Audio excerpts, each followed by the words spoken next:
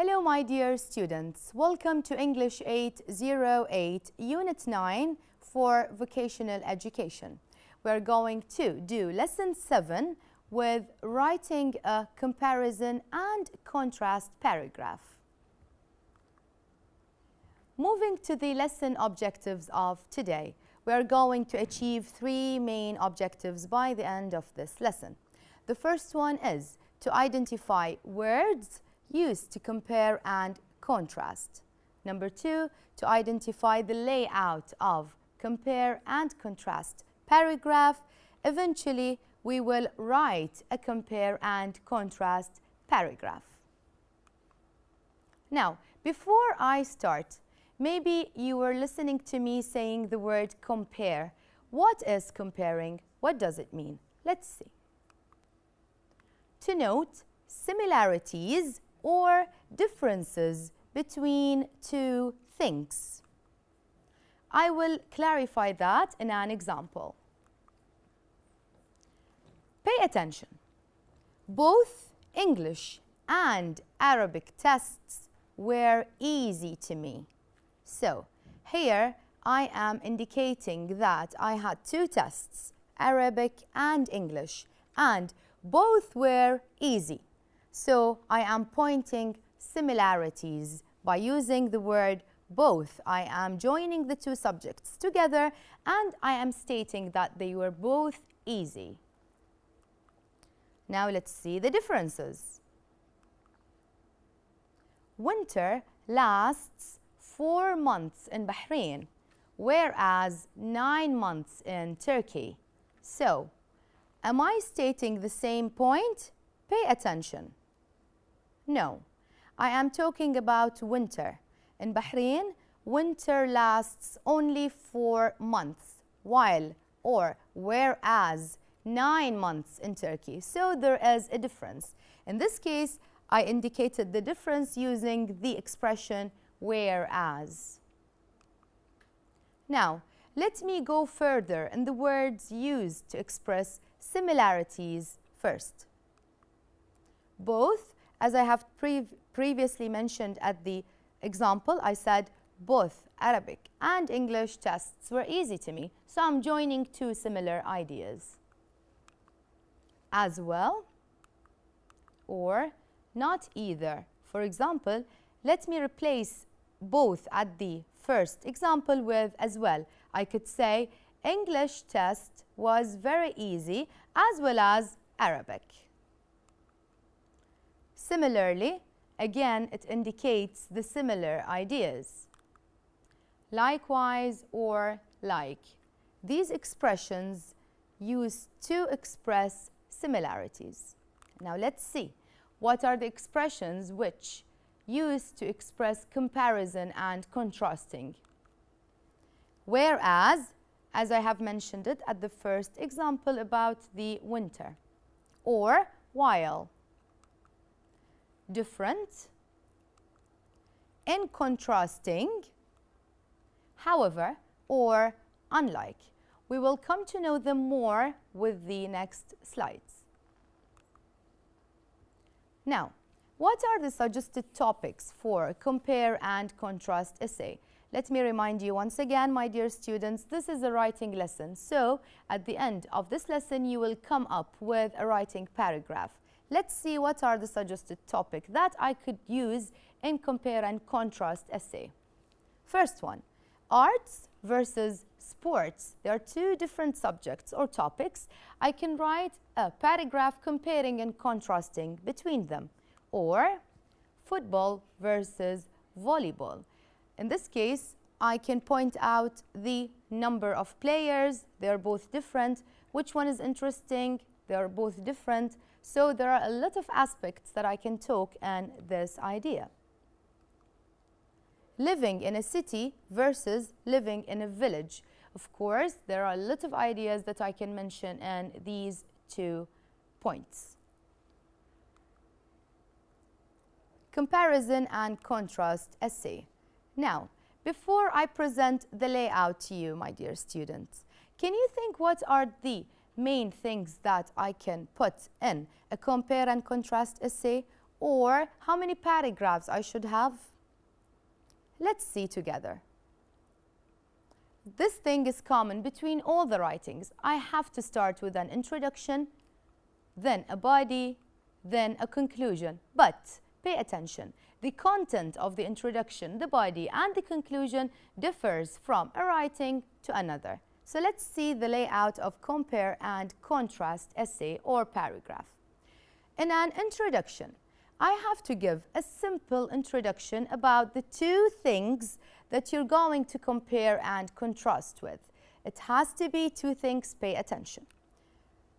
What is meant by two things? I clarify that and I give details in the body when I move to the second paragraph. I have to start with the similarities. I point out the similar things, and then I have to point out the differences between the two things. Finally, in the conclusion, I have to summarize the whole thing. I summarize the ideas. Let's see the topic that we're going to write together. A comparison and contrast paragraph between two cities.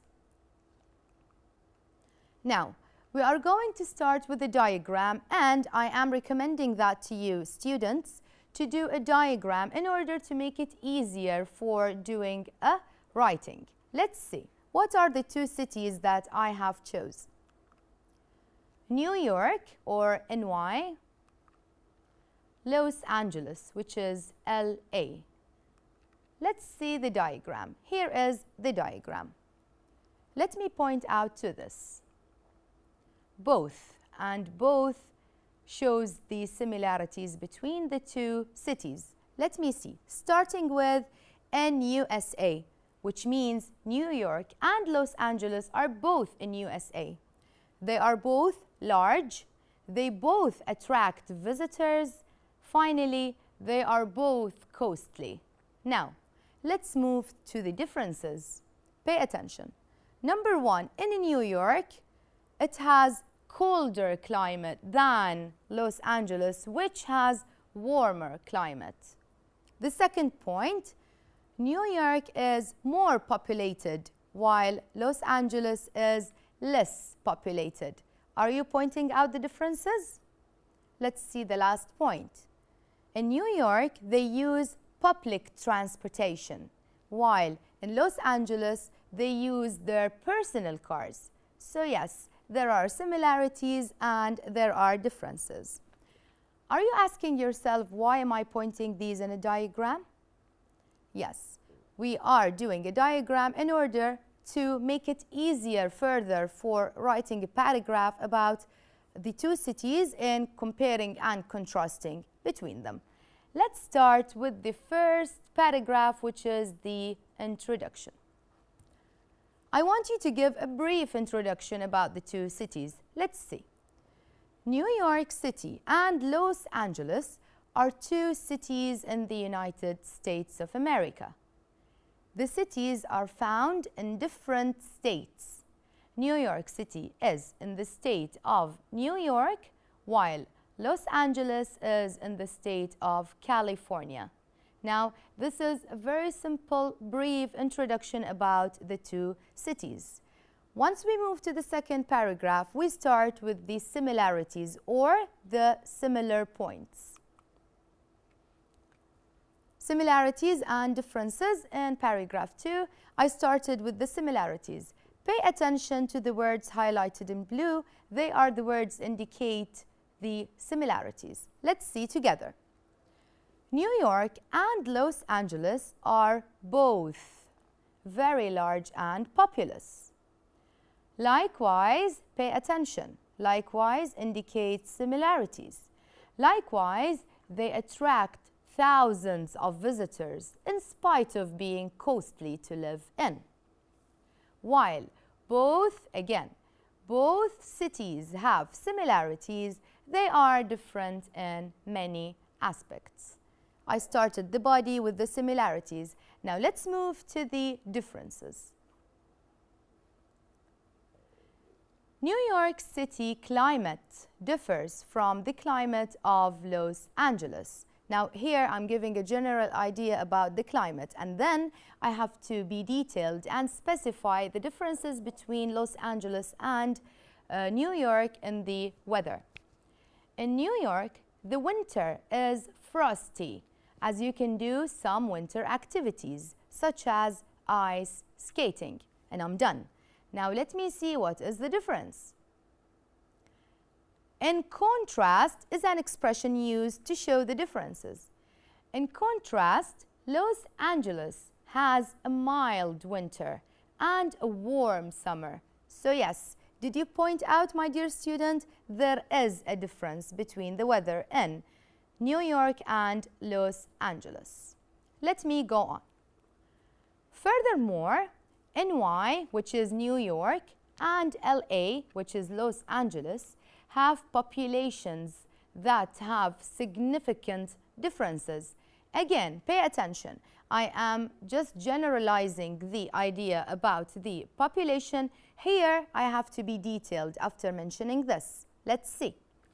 NY's population is the double of LA's. Here's another major difference. Now let's move.